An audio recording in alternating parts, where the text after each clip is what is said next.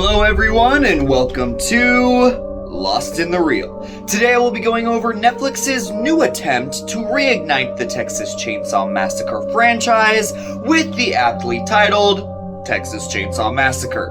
Does this movie provide anything new to get excited about, or is this horror series dead in the water?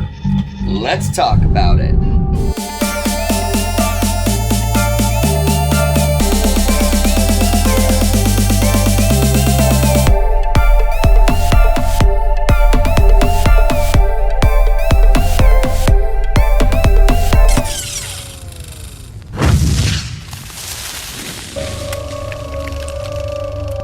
Texas Chainsaw Massacre is directed by David Blue Garcia and written by Chris Thomas Devlin. It stars Elsie Fisher, Sarah Yarkin, Mark Burnham, Mo Dunford, and Jacob Lattimore. After nearly 50 years of hiding, Leatherface returns to terrorize a group of idealistic young friends who accidentally disrupt his carefully shielded world in a remote Texas town, in a spiritual sequel to the original Tobe Hooper film.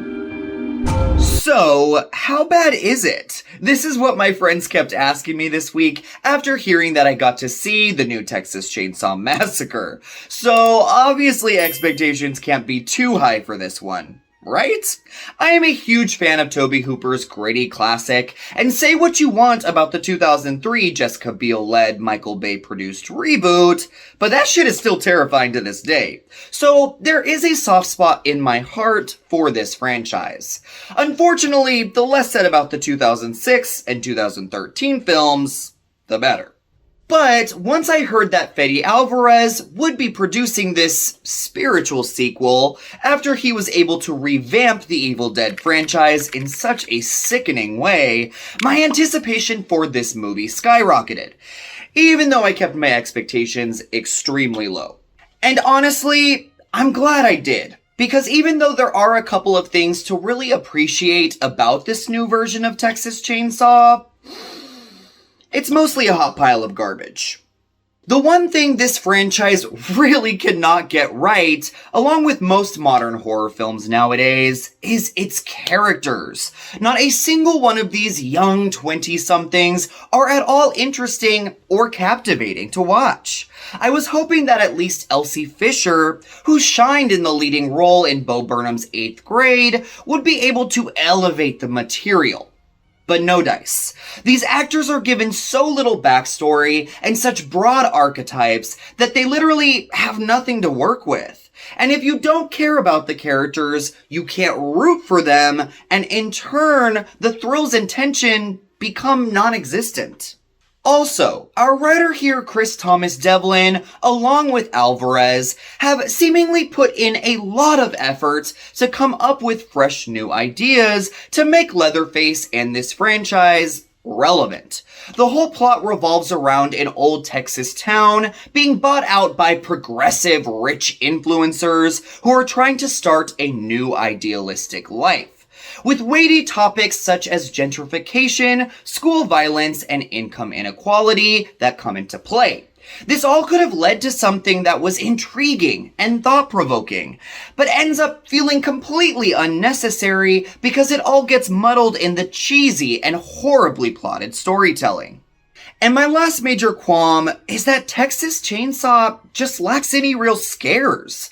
Is it just me, or does this new iteration of Leatherface look kinda silly? The original and even the 2003 version got under your skin, provided genuinely shocking moments, and made you feel this unrelenting dread along with all of the violence. All this 2022 reboot has to offer is the violence. And that negative also leads me to my positives. I really do think gorehounds are going to at least appreciate the work done here.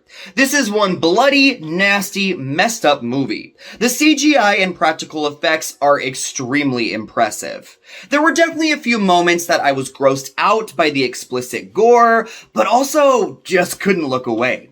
That all comes to a head in one of the most brilliantly ludicrous and amazing displays of violence I have seen in a movie in the longest time. This extended scene delivers on everything that you could ever ask for in a movie called Texas Chainsaw Massacre.